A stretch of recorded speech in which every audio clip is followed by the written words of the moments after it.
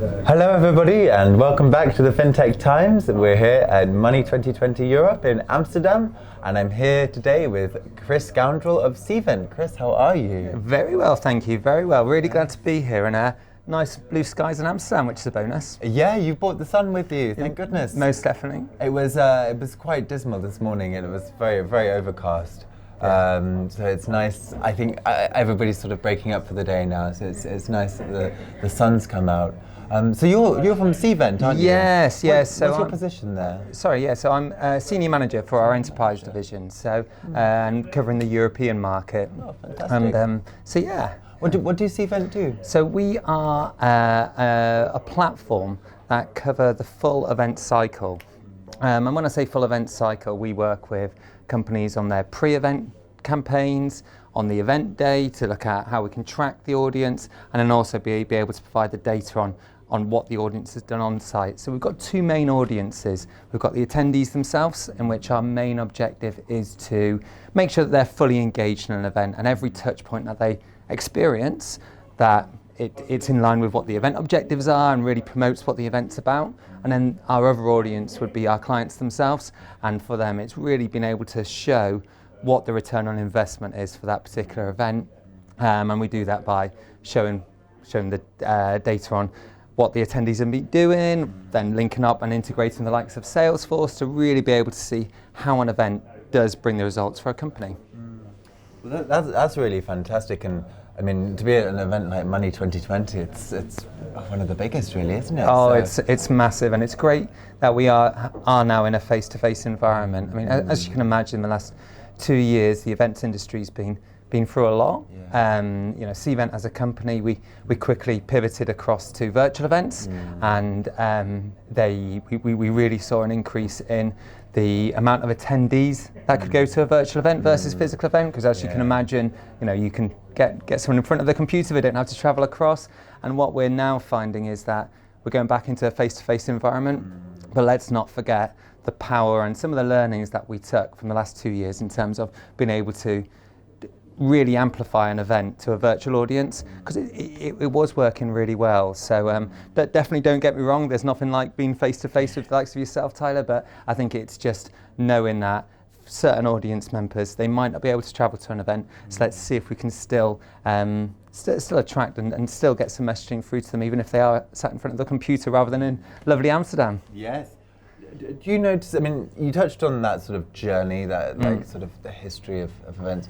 We've gone from sort of in-person being almost the norm, to then going to virtual, then coming back to in-person. Now, when we look at both ends of the scale, do you notice any differences in in-person events before the pandemic versus now? Yeah, I actually really feel like we're in a real golden age in events at the moment, because what we are finding that even when you're in a physical event like we're doing today, I think the last 2 years, a lot of companies have thought, should we do an event?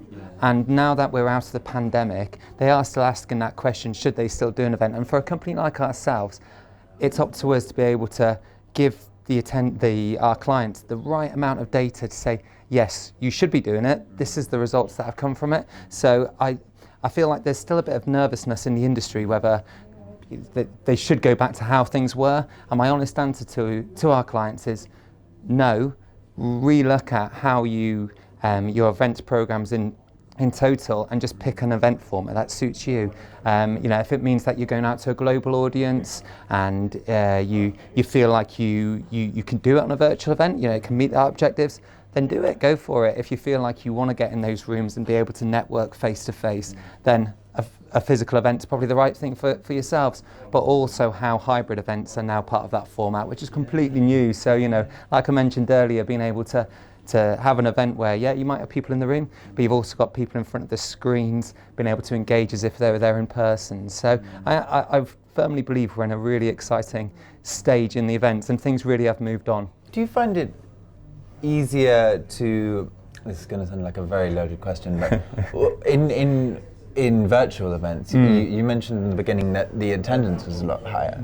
Do you find it easier to steer the actions or direct the attendees of a virtual event as you would an event like this, for example, where there's thousands of people all over the place? It's such a valid question, because I think at the start of the pandemic, where virtual events were in their, in their early stages, you could get transfixed with the amount of attendees out there.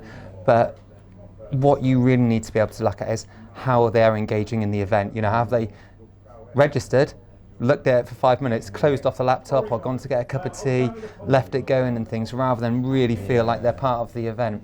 And so what we started to look at is just being able to track how the attendees, even in a virtual environment, have engaged with the content. So have they been in the polls? Have they been asking questions? Have they been networking in the different areas with their other virtual attendees? And from there you can really see what the engagement level is. And we actually got to the stage where we can give a report to show exactly the engagement levels per attendee. So when you're looking at those follow-ups, Tyler, for example, you attended 10 different sessions, you had a particular interest in one topic, we can then do some sort of targeted campaign back to you based on what that engagement was. So we, again, from that return on investment point, we can be a lot more targeted with what you actually got from the event. It sounds like Cvent have almost at every stage of the event process giving feedback at every possible level of every dynamic. Yeah, it's a great way to look at it, because we don't just see the event as the day itself.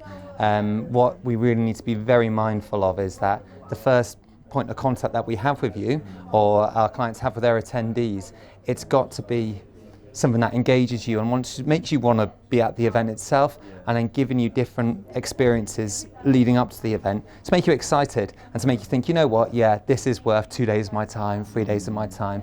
And then I think it's then, you've got to absolutely nail the event day and make sure everyone's like on the exhibition stand, and that they're really getting the crowds in, etc., and really putting the event in a good light. I also then think it's that next stage of making sure that anything post-event, again, it's just targeted to you. The last thing you want to do is, I wouldn't even like to guess how many exhibitors you got here, but you don't want a follow-up from every single one of them. It would just be the ones that you feel like you've got an interest there. And I think it is just being respectful of what that delegate journey is, and that's what we built our platform from, that kind of premise. Have you seen, in terms of the return on investment, obviously people have been shut away for a very long time, businesses have been shut away for a very long time. Are you seeing people putting more money into the events than before the pandemic, or are you seeing a higher return in investment? Yeah, I think at the moment there's still a bit of nervousness about going into events. Okay. Is it that certain attendees, they're not going to be able to travel in, so they're missing certain attendees that they really want at that event?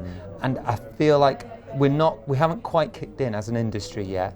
But what I do find refreshing, and what I think is going to stay in place, is events will come back, but I do think our clients are really going to have to show what the value of that event was. So instead of just saying, we do an annual conference every year, let's just do it again, it really is a case of back to that drawing board. What should that event look like? What are the objectives, and how are we going to measure them? Because I do feel what we're finding is a lot of clients really questioning why they should be doing things, and it's up to ourselves to be able to give them the answers and give them the reassurance that it is going to be of benefit to them. So yeah. So your company is already involved in a lot of technology combining with events, but what is the next evolution of event tech? Yeah, what we've invested heavily in is we took our solution and made it suitable for virtual events, and that was, as you can imagine, really a strong move over the last 2 years, and it really allowed us to flourish in that time. What we're now doing is just making sure our tools and our solution itself, whatever the event format, it provides a consistent delegate experience. So we're looking at how we can, if you're a virtual attendee or if you're a face-to-face attendee, you still have the same experience, and you still go through the same touch points.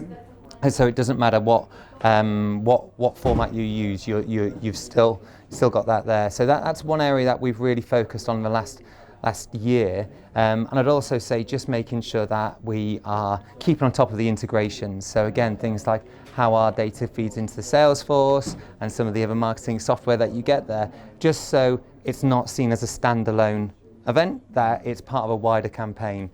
So that's the other area that we're really focusing on. And I think the last maybe point that again, just it's exciting that it is coming back, is just around our on-site solutions. So things like you've got an event today, got lots of attendees there, how you can track what the attendees' movements are at the event. So who have they spoken to? If you're on the exhibition stand itself, how did the conversation go? Is it a priority? Again, just so you can really track and be a lot more targeted after the event. So that on-site, what people are doing on the event, that's something that our technology really does support, and something that we are finding clients really interested in at the moment. Well, this is all very positive to see that people are eager to get out and about, and eager to sort of meet people face to face, Yeah. But my final question for you, Chris, you work a lot in the event space. I can only imagine that you go to a lot of events.